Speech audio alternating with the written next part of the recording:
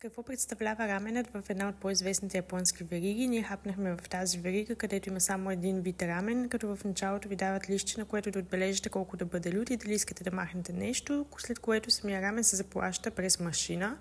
Ние си взехме бира, но има, както виждате, и безплатна вода. Аз много исках да седна точно такова място с тези типични японски закръщения между отделните маси. Освен това, комуникацията с персонала е доста ограничена. Ако искате, например, детски прибори или е твърде шумно или имате нужда да оставите масата си за момент, например, да идете до тоалетната, просто подавате тези надписи през отвора, през който ви сервират. Също така има към всяка маса листче, на което може да отбележите, ако искате нещо допълнително, месо, нудли или друго. Казахме си на здраве с италианците около нас, като ни предупредиха и ни обясниха защо не се казва чин-чин в Япония. На мен беше много трудно. Раменът беше много вкусен. Определено бих повторила, ако някой ден отново се върна в Япония. А в следващото видео ще ви разкажа още за нашето пътуване в Япония.